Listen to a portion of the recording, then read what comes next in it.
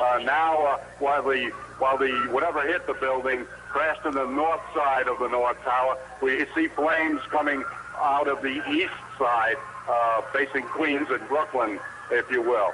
The flames on the South Tower, which appear to be getting lesser and lesser, is where the smoke is getting progressively lighter and lighter, indicating that the fire officials are getting closer to putting this fire out.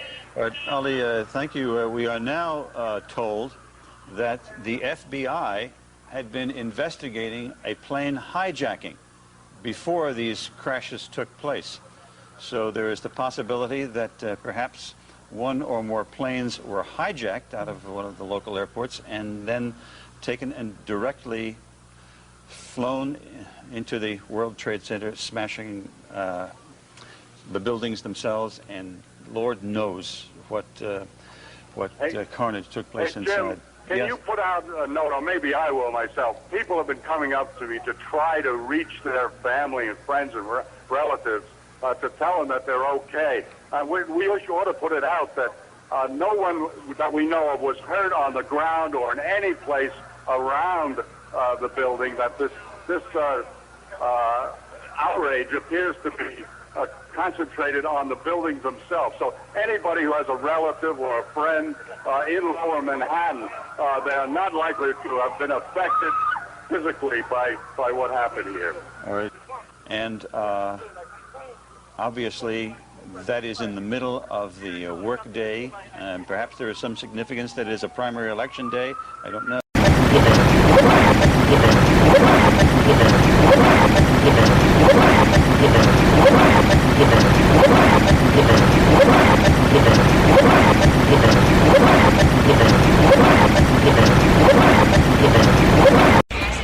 What happened? There was an explosion. He was in the lobby, and the third explosion, the whole lobby collapsed on us. What was it like? What was it like?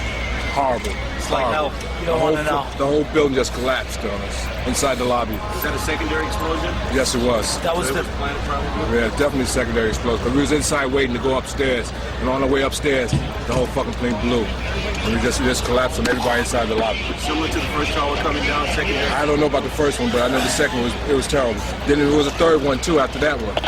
Third explosion after that? That's right. Everybody was inside the building waiting to go upstairs, and they just let loose. Everything just let loose inside the building. So what you tell me is that there was a plane or whatever hit the building, then a secondary explosion? It was like 3 explosions after that. We came in after the fire. We came when the fire was going on already. We was in the staging area inside the building, waiting to go upstairs. And they exploded. The whole lobby collapsed on the lobby inside. And it's this mayhem after that? Just man, everybody tried to work their way out. Just trying to help all the brothers get out. A lot of people trapped inside. I was sitting in the Brooklyn Navy Yard across from Brooklyn. We watched the first explosion. As we were watching the buildings, we saw a black, very large airplane fly right into the second building. Came out of the south, right in front of our eyes. It was so surreal, like a movie set. Second and third explosions also, right? We were in the building for the third one. It collapsed. I was on this drive here for the other one. People don't understand. There may be more. Any one of these fucking buildings can blow up. This ain't done yet. This is on top of this. This couldn't be no worse than this. Couldn't be nothing no more worse than this. You're in the building trying to help people, and it's exploding on the inside of the building. So I don't think we get any worse than this.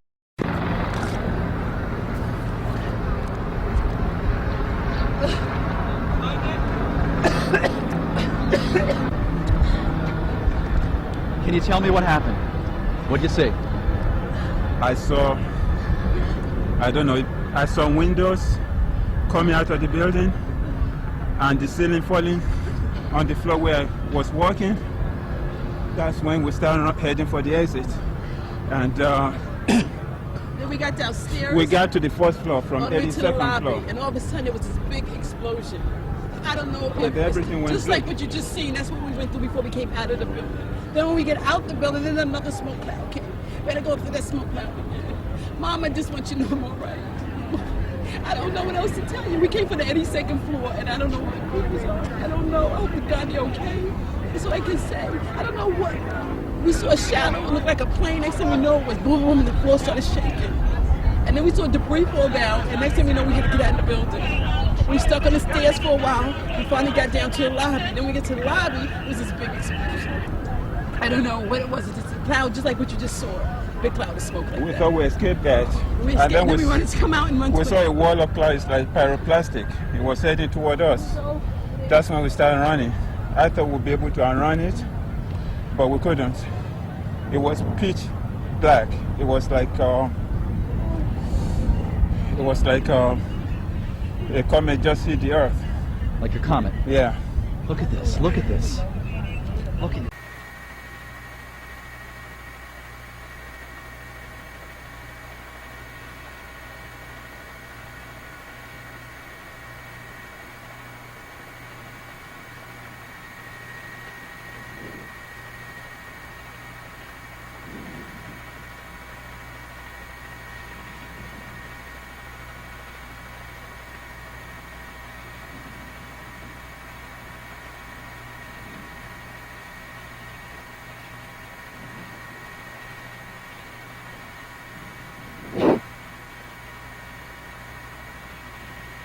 Get this. They set up a triage center 2.5 blocks away. They have to move that and evacuate that now because they're afraid it's going to...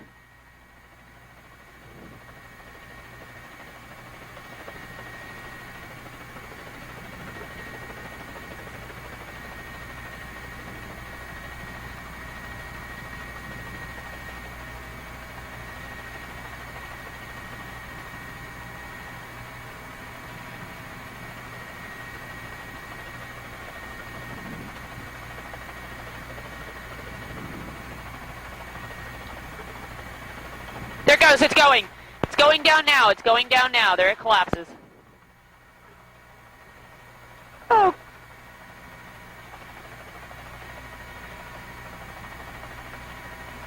It just collapsed.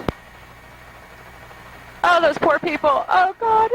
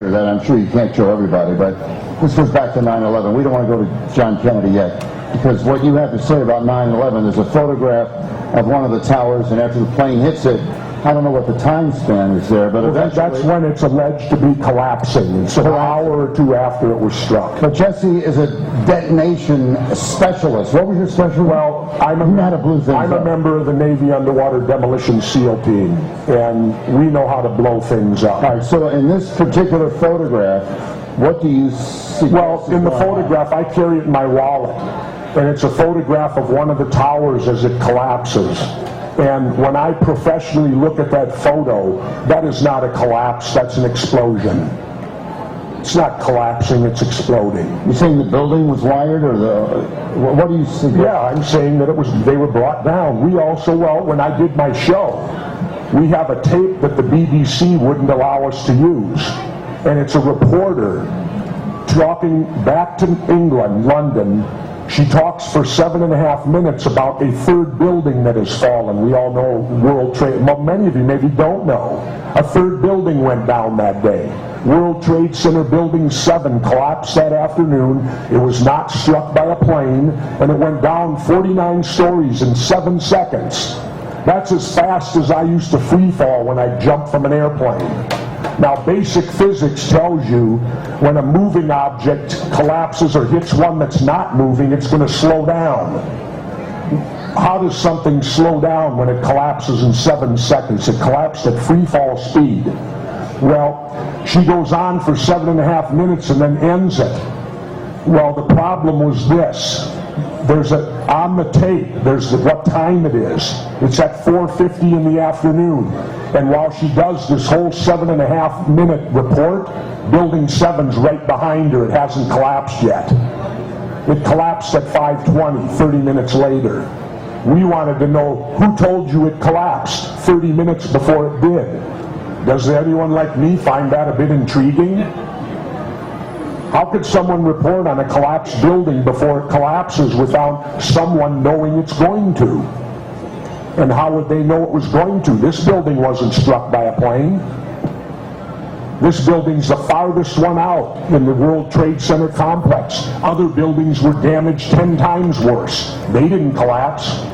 Yet this one went down in 7 seconds. And there's a gentleman going, I never knew that. And that's the problem. Everybody here, what they know about 9/11, they know from soundbite media and what the government's told you. I've been studying it now for 3 years.